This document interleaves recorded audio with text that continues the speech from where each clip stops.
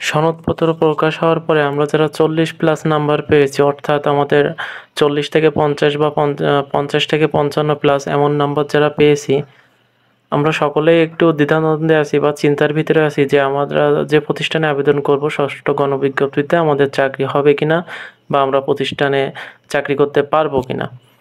তো এই দ্বিধাদ্বন্দ্ব বা এই বিষয়ে আজকের ভিডিও, আজকে আমরা এই বিষয়ে আলোচনা করব এবং আলোচনার শেষ পর্যায়ে আমি একটি গুরুত্বপূর্ণ পদ্ধতি বা উপায় বলে দেব, যে পদ্ধতি বা উপায়টি ব্যবহার করলে আপনাদের চাকরি নিশ্চিত হবে। তো প্রথমে আমরা একটু দেখি, ভিডিওতে আপনারা শেষ পর্যন্ত দেখবেন, ভিডিওটি টেনে বা স্কিপ করে দেখবেন না, কারণ এই ভিডিওটির প্রত্যেকটা কথা অনেক বেশি গুরুত্বপূর্ণ। আমি আবারও বলছি, বিশ্বাস করেন, এই ভিডিওর প্রত্যেকটি কথা অনেক বেশি গুরুত্বপূর্ণ এবং লাস্টের যে বিষয়টি আমি বলবো সেই লাস্ট পর্যন্ত আপনারা অপেক্ষা করবেন। লাস্টে আমি গুরুত্বপূর্ণ একটি বিষয় আপনাদেরকে জানাবো। প্রথমে যদি আমরা বিষয়ভিত্তিক প্রতিযোগিতা দেখি, যে আমাদের যে সাবজেক্টগুলো থাকে, যেমন হচ্ছে ইংরেজি, গণিত এবং বাংলা, এইগুলো হচ্ছে ডিমান্ড সাবজেক্ট। তো এই সাবজেক্টগুলোতে কিন্তু আমরা 50+ নাম্বার যদি পাই, সেক্ষেত্রে আমাদের চাকরি হওয়ার সম্ভাবনা অনেক বেশিই থাকে। তারপরেও আমরা যারা 40, 42, 45, 47 এমন নাম্বার পাবো, তাদেরও চাকরি যে হবে না এই বিষয়ে আমি বলবো না, তাদেরও চাকরি হবে। তবে সে বিষয়ের জন্য একটি ভিডিওটি আপনারা সম্পূর্ণ দেখতে থাকুন, আমি বলবো এক এক করে। এবং আপনারা যারা অন্য যে সাবজেক্টগুলো আছে, বাংলা, গণিত, ইংরাজি, এই সাবজেক্টগুলো ব্যতীত, তাদের চাকরি কিন্তু হবে, 40+ নাম্বার পেলেই হবে। এবং উপজেলা ও কোটার প্রভাব, আমাদের যেহেতু এবার কোনো কোটা থাকছে না, সেক্ষেত্রে কিন্তু আমাদের বড় একটি বেনিফিট, সেটা হচ্ছে আমাদের কোটা না থাকার কারণে। যেক্ষেত্রে, কারণ একজন প্রার্থী যে যদি 45 নম্বর পায়, তার কোটা থাকলে তারা চাকরি আগে হয়। যদি 60 নম্বর একজন পেয়েছে সাপোজ, আর একজন পেয়েছে 40 বা 50 এরকম নাম্বার, তো যার কোটা থাকে তার চাকরি কিন্তু আগে হয়, 60 যে পায় তার কিন্তু চাকরিটা হয় না। তো এমন বিষয় থেকে থাকে। তো এবার আমাদের কিন্তু কোনো কোটা থাকছে না, এটা আমাদের জন্য একটি বড় সুযোগ। দেন আমরা এইখানে যদি দেখি, দেন আমরা 3 নম্বর পয়েন্টে দেখি যে নিয়োগের সংখ্যা ও প্রার্থীর সংখ্যা। ষষ্ঠ গণবিজ্ঞপ্তিতে মোট নিয়োগের সংখ্যা ও আবেদন সাবজেক্টের আবেদনকারীর সংখ্যা কেমন ছিল তা বিশ্লেষণ করলেই বোঝা যাবে। যে আমাদের যে ষষ্ঠ গণবিজ্ঞপ্তি, এখানে আমাদের মোট শূন্য পদের সংখ্যা কেমন বা হচ্ছে আমাদের নিয়োগ পর্যবেক্ষণ করলে আমরা কিন্তু দেখতে পাবো। সাধারণত 40 থেকে 50 নম্বর হলে অপেক্ষমান তালিকায় থাকার সম্ভাবনা থাকে। আমরা কিন্তু যেটা বললাম আর কি, আমাদের 40 থেকে 45 নম্বর এর ভিতরে পেলে বা এই প্লাস পেলে আমাদের কিন্তু চাকরি হওয়ার সম্ভাবনা থাকবে। কারণ হচ্ছে ষষ্ঠ গণবিজ্ঞপ্তিতে এবার অনেক বেশি 1 লক্ষ প্লাস আপনার শূন্য পদের তালিকা প্রকাশ করা হয়েছে, যেটা আমাদের জন্য অনেক বড় একটি বিষয়। আচ্ছা, সম্ভাবনার সারসংক্ষেপ সেটা আমরা একটু দেখি। কম আবেদন সংখ্যক বিষয়, যেমন মাঝারি থেকে ভালো, 40 নম্বর পেলে মাঝারি থেকে ভালো, যাই হোক। আর হাই কম্পিটিশন ইংরাজি, বাংলা, গণিত এগুলোতে কম, আমাদের সম্ভাবনা কম থাকে। উপজেলায় কম প্রতিযোগিতা, ভালো। উপজেলায় যদি আমরা অ্যাপ্লাই করি, সেক্ষেত্রে কী হয়, প্রতিযোগিতা কম থাকে এবং জেলার থেকে বা বিভাগীয় শহর থেকে উপজেলায় কম, এটা কিন্তু আমরা আবেদন করতে পারি। সেক্ষেত্রে আমরা কি বলবো, যে আমরা উপজেলা এবং জেলা পর্যায়ে এই দুই বিষয়ে আমরা কিন্তু আবেদন করব একটু। এবং শিক্ষা প্রতিষ্ঠান চয়েসের ক্ষেত্রে গুরুত্বপূর্ণ পদ্ধতি। দেখেন, শিক্ষা প্রতিষ্ঠান চয়েসের ক্ষেত্রে যদি কিছু পয়েন্ট আমরা বলি, যে কম ডিমান্ড ও দুর্গম এলাকায় প্রতিষ্ঠান পছন্দ করুন। কারণ আমাদের কিন্তু আজকের ভিডিওটা হচ্ছে কি, যে যারা 40 থেকে 55+, 40 থেকে 55 এর ভিতরে নাম্বার পেয়েছেন, ভিডিওটা কিন্তু সম্পূর্ণ তাদের জন্য কিন্তু আজকের ভিডিওটি তৈরি। তো আপনারা কম ডিমান্ড এবং দুর্গম এলাকার প্রতিষ্ঠানগুলো পছন্দ করুন। কারণ কি, অনেকেই শহরের কাছে ভালো প্রতিষ্ঠানে আবেদন করে প্রতিযোগিতা বাড়িয়ে ফেলে। কারণ কি, যারা হচ্ছে আমাদের 60+ নাম্বার পাবে, এনারা কিন্তু সবাই কিন্তু শহর পর্যায়ের দিকে আবেদন করবে। এই কারণে কিন্তু আমরা যারা কম নাম্বার পাবো, আমরা কিন্তু আবেদন করলেও আমাদের চাকরি হবে না। এবং দুর্গম, সীমান্তবর্তী বা দূরবর্তী উপজেলার প্রতিষ্ঠানগুলো বেছে নিন। দ্বিতীয় কি, নিজের জেলার বাইরের প্রতিষ্ঠান বেছে নিতে পারেন। আপনার জেলায় যদি আপনি একটু ভালোভাবে খোঁজখবর নিয়ে দেখেন যে নিজ জেলায় প্রার্থী সংখ্যা অনেক বেশি, সেক্ষেত্রে কিন্তু আপনি অন্য পার্শ্ববর্তী যে জেলা বা পার্শ্ববর্তী উপজেলা, সেখানে কিন্তু আপনি আবেদন করতে পারেন। নিজ জেলা অনেকেই আবেদন করে, ফলে প্রতিযোগিতা বেশি হয়। এটা কিন্তু আপনি একটু নিজেই দেখতে পারেন। আচ্ছা, দেন হচ্ছে কি, নতুন প্রতিষ্ঠানে আবেদন করার কৌশল। আচ্ছা, নতুন অনুমোদিত বা অনেক বছরের ধরে শূন্য পদ থাকা প্রতিষ্ঠানগুলোতে নিয়োগের সম্ভাবনা বেশি থাকে। দেখেন যেটা বলছিলাম আরকি, নতুন যে প্রতিষ্ঠানগুলো এমপিওভুক্ত হয়েছে বা হচ্ছে আপনার অনেক দিন ধরে শূন্য পদ খালি আছে, এই ধরনের প্রতিষ্ঠানে কিন্তু আবেদন করলে আমাদের চাকরির হওয়ার সম্ভাবনাটা অনেক বেশি থাকবে। এবং লাস্ট কি, ক্লাস চালু না থাকা এবং স্বল্প শিক্ষার্থী সংখ্যক প্রতিষ্ঠান।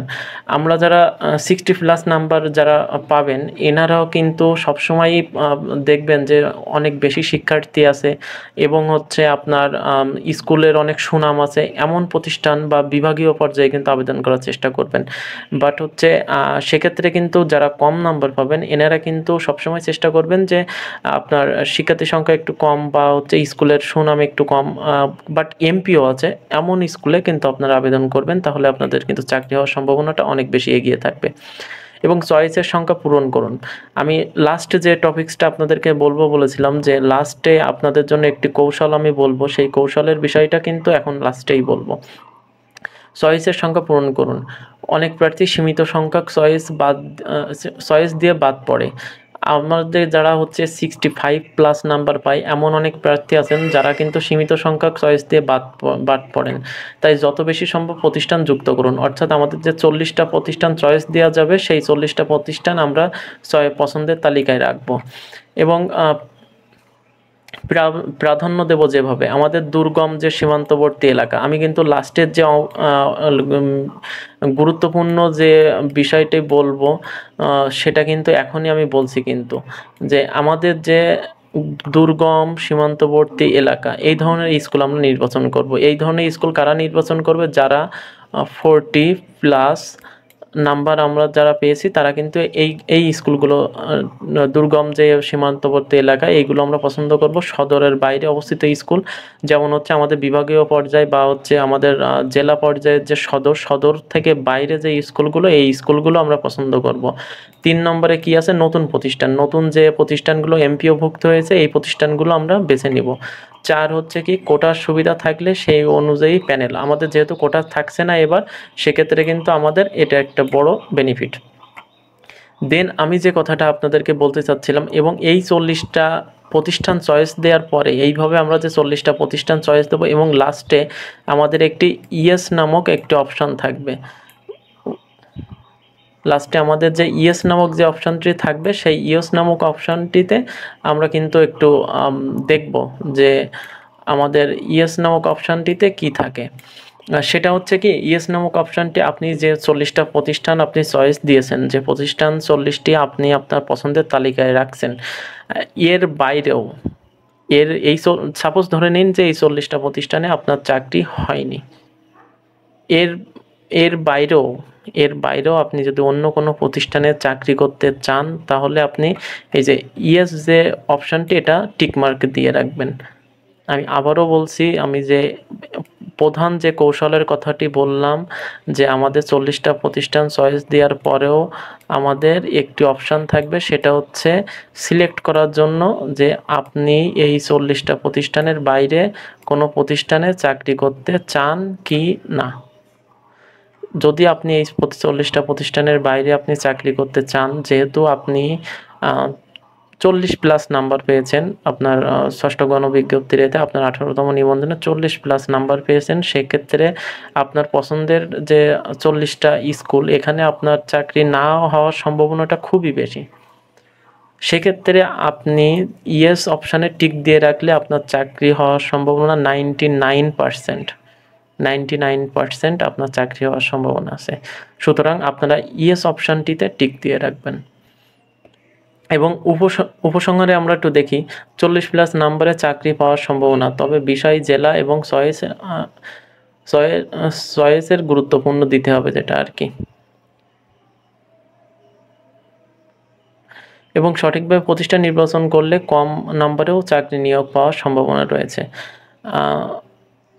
এই যে বিষয়টা আপনাদেরকে আমি বললাম, যে আপনার সঠিকভাবে যে প্রতিষ্ঠান নির্বাচন করলে কম নাম্বারেও চাকরি পাওয়ার সম্ভাবনা রয়েছে। আমি যে কথাটি আপনাদেরকে বললাম, যে অনেকেই আছে যারা হচ্ছে 70, আমার দেখা আছে 70+ নাম্বার পেয়েছেন, বাট হচ্ছে প্রতিষ্ঠান সঠিকভাবে চয়েস দিতে পারেননি। তারা কিন্তু অনেকেরই চাকরি হয়নি। আবার অনেকে এমন আছেন যে 42+ নাম্বার পেয়েছেন, বাট প্রতিষ্ঠান সঠিকভাবে চয়েস দিতে পারছেন, ওনাদের চাকরি কিন্তু হয়েছে। ওনারা কি করছে?